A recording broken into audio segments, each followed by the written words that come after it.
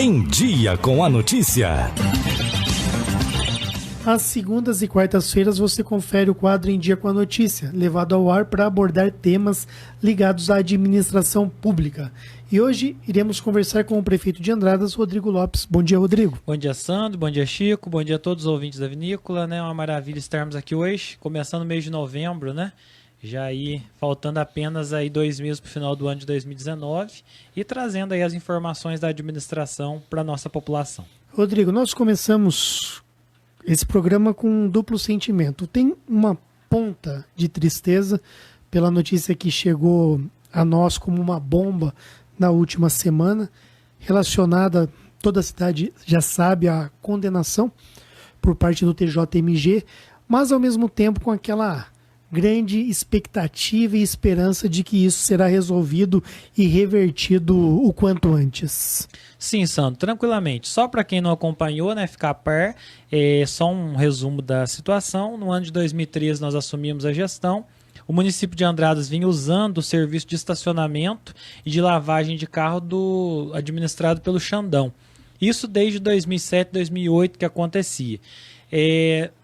Passaram-se um tempo, dentro dos primeiros 6 meses eu verifiquei, né, que pelo fato do Xandão ser vereador, não deveria continuar utilizando esse serviço.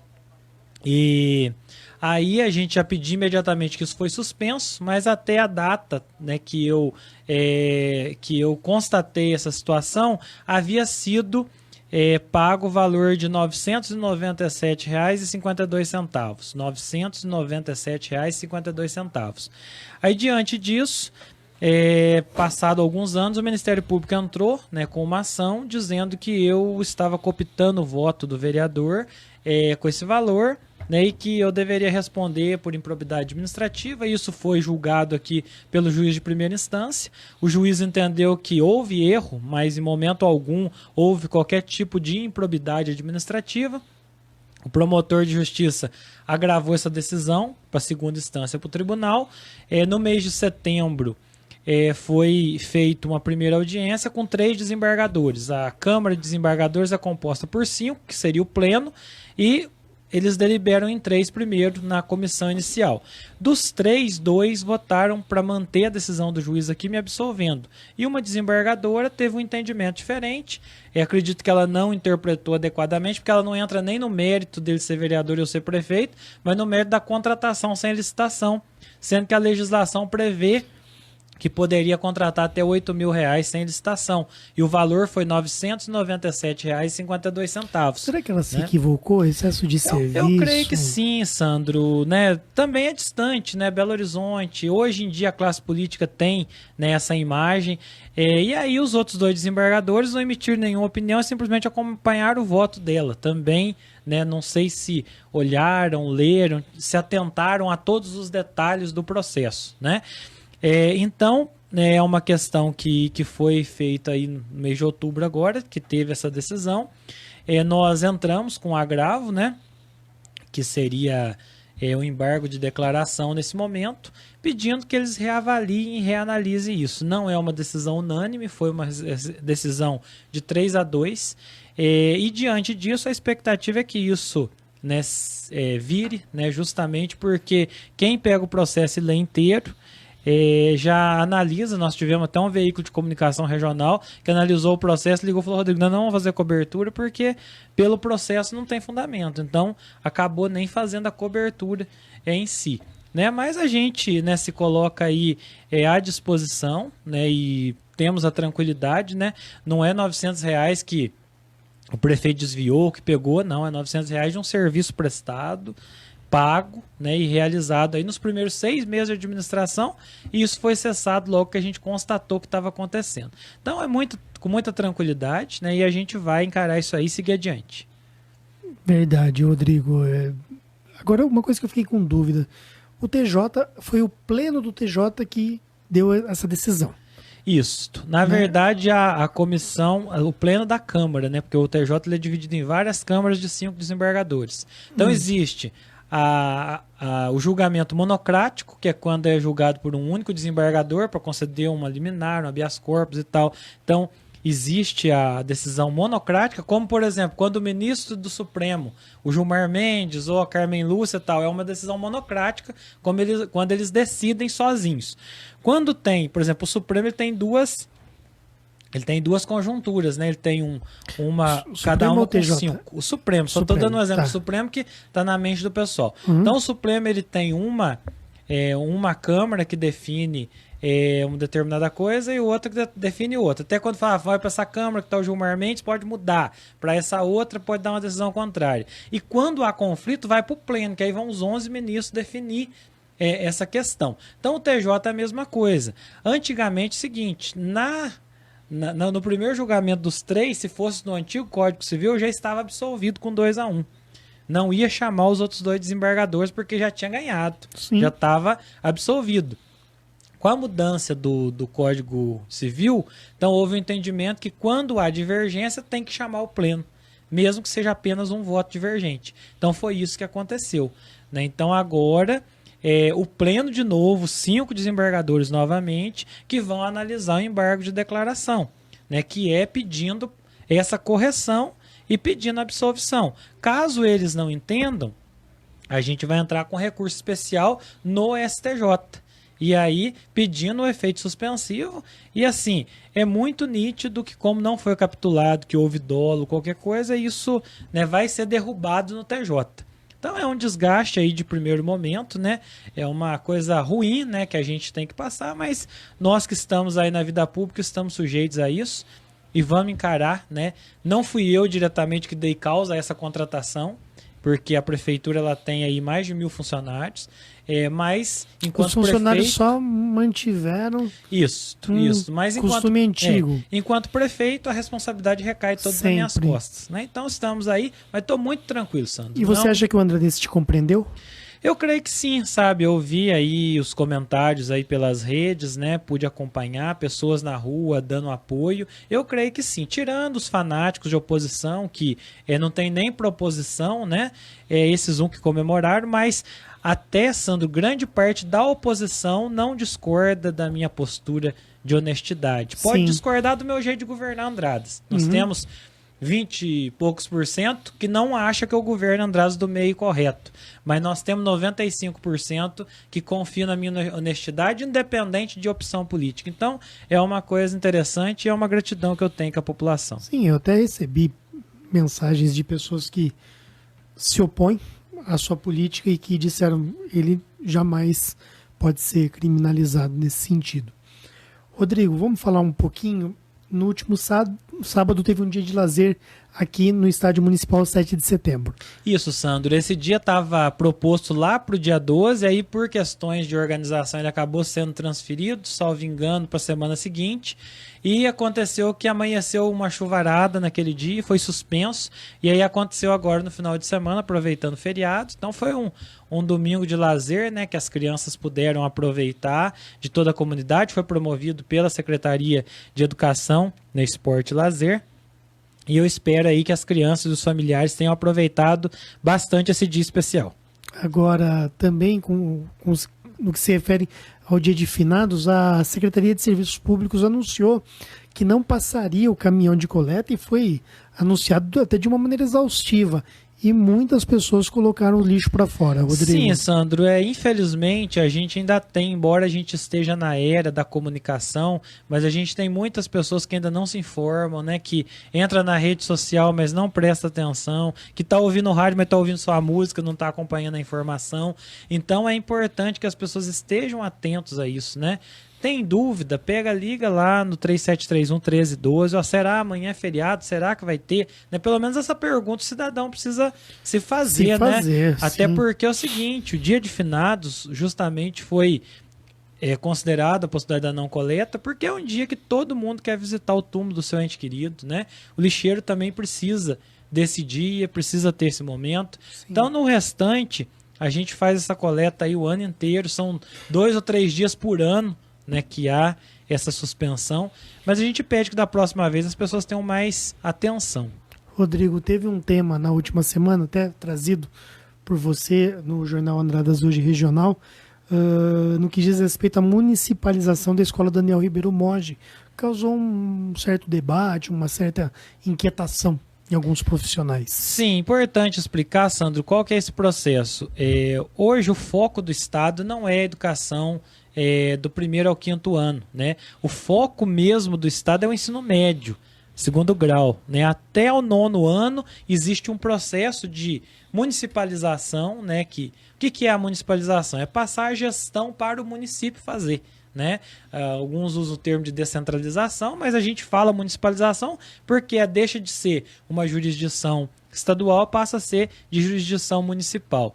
Então, Andradas, até alguns anos aí atrás, o município ele só tinha a educação infantil. Quem não se lembra quando João Mosconi tinha de 1º a 5º, Edmundo Vieira tinha, né?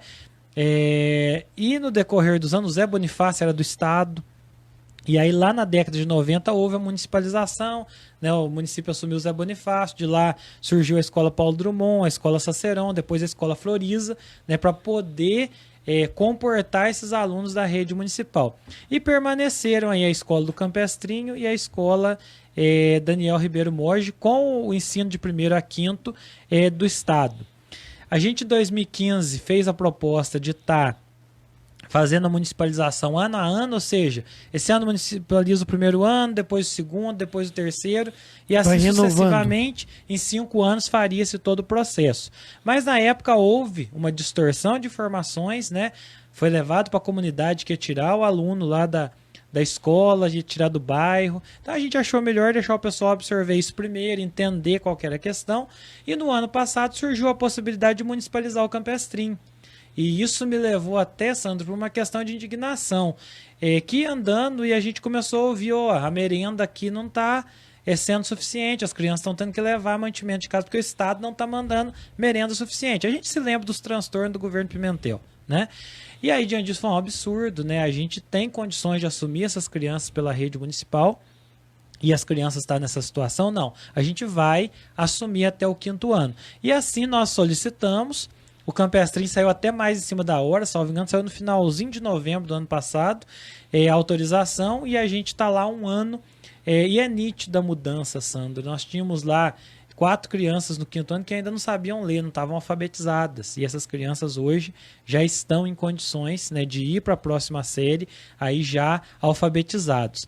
E a questão da Daniel Ribeiro Moge, aí como a última escola, a gente já no começo desse ano a gente já solicitou que ela fosse também repassada ao município para a gente universalizar o atendimento até o 5º ano de toda a rede. Então vai passar a não existir mais uma escola estadual de 1º a 5º ano.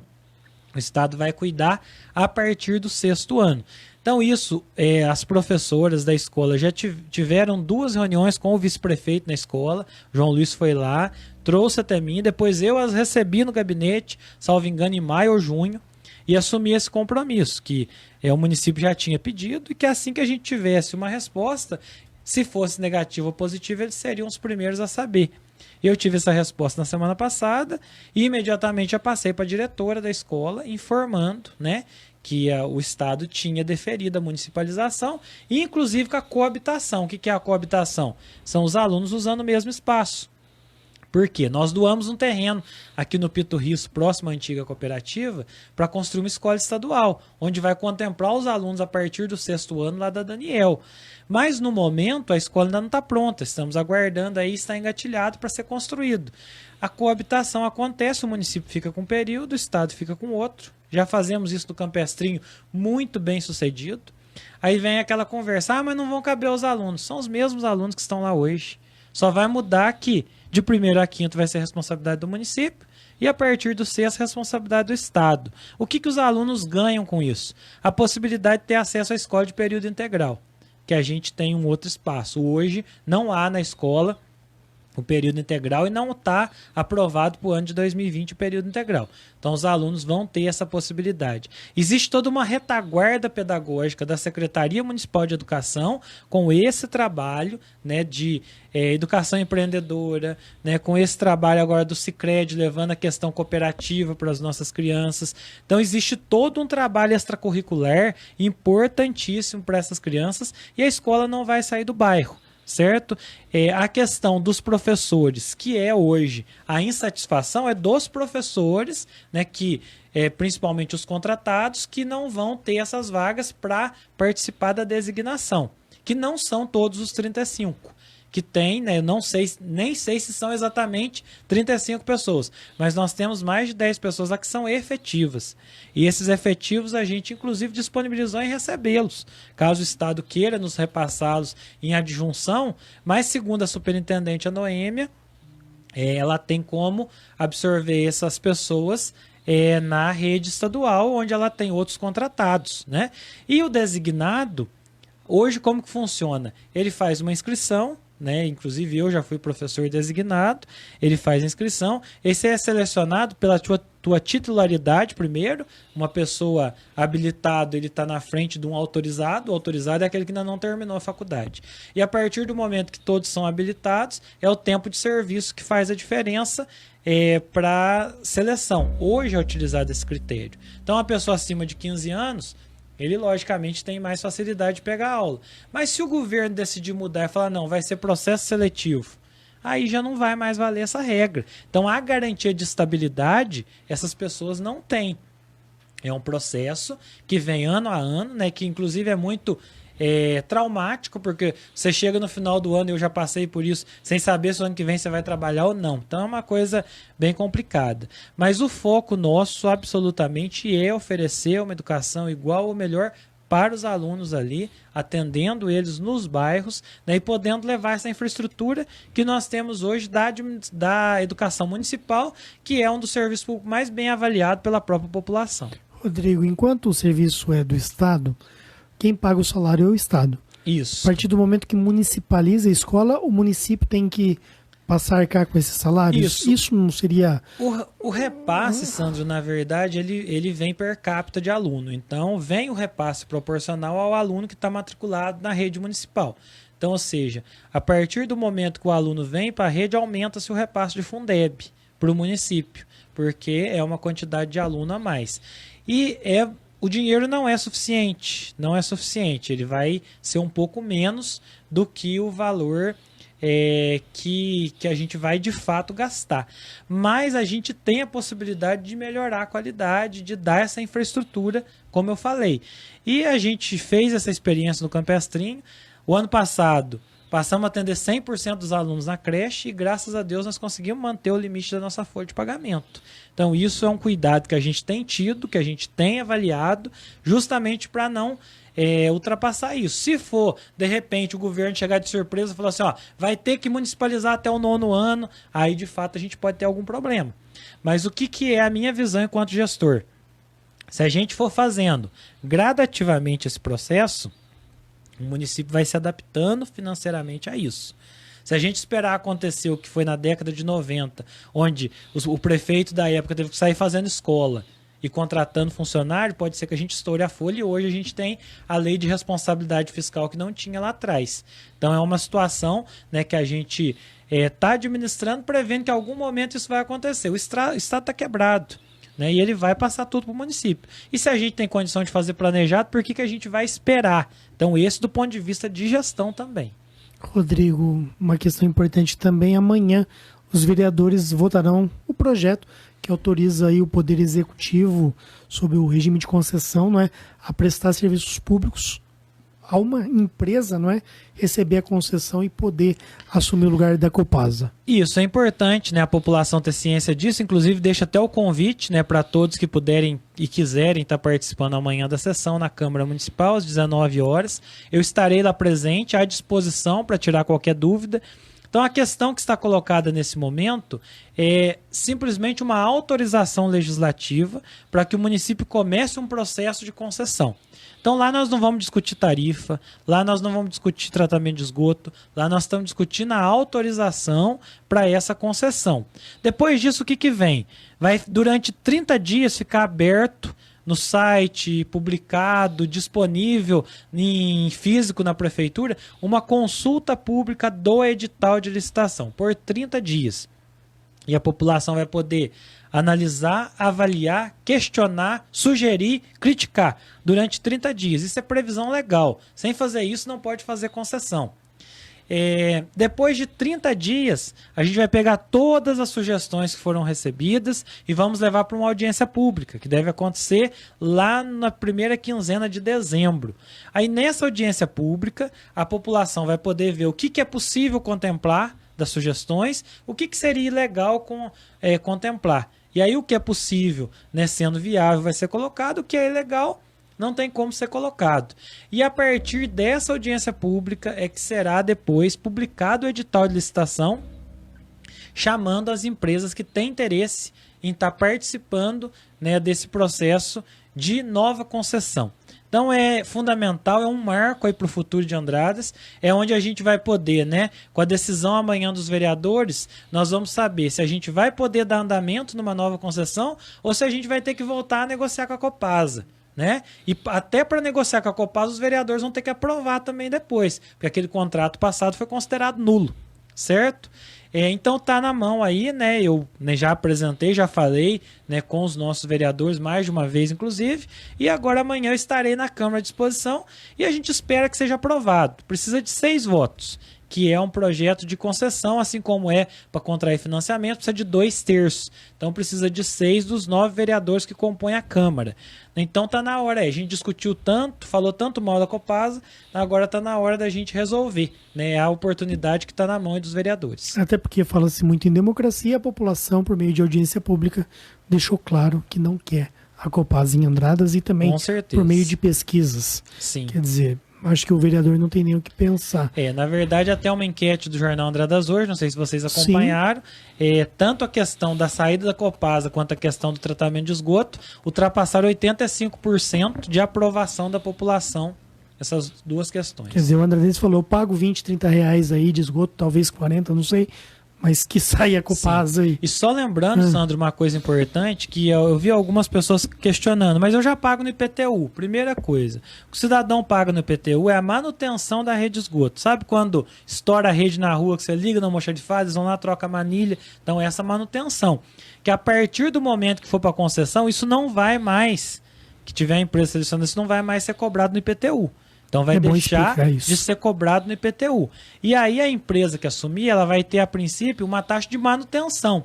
E o que é essa manutenção? É melhorar essa rede. Hoje nós temos vários pontos de lançamento de esgoto no rio, começando lá no Parque Municipal do Alto da Serra, a gente tem aqui no Rio Mosquito, no Ribeirão do Caracol, isso vai chegar no Pirapitinga, então aí tem 20, 30, 40 pontos de lançamento.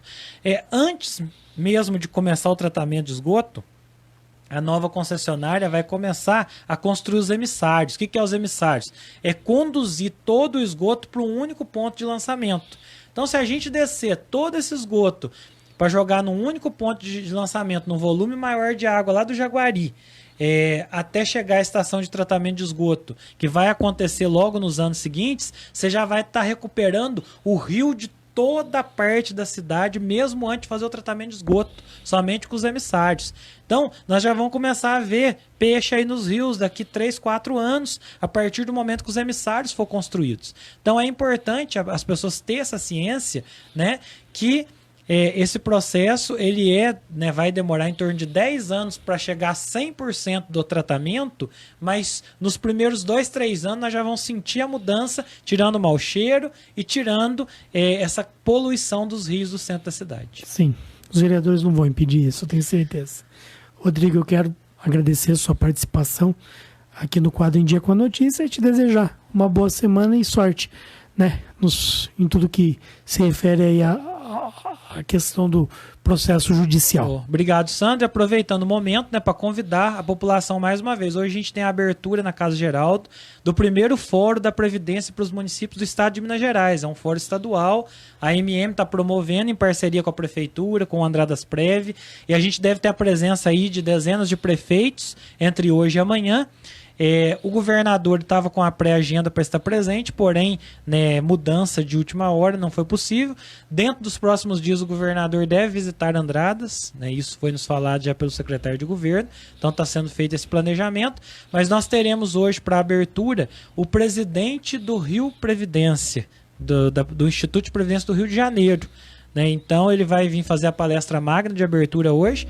É uma pessoa que vai poder nos relatar aí, porque o Rio há 2 anos a gente viu tudo que o Rio enfrentou na questão previdenciária, inclusive deixando de pagar aposentados, né? Então creio que seja uma experiência rica para todos nós, né? Que possamos estar presentes hoje, às 19 horas na Casa Geralda, aberta ao público, sem custo, né? E amanhã o dia todo com palestras. Então é muito importante, né, que a população tenha consciência. Às vezes quem ainda não concebeu a reforma da Previdência aprovada, é importante ouvir pelo menos essa palestra de hoje para entender o que é o caos numa questão previdenciária em um estado, como aconteceu no Rio de Janeiro.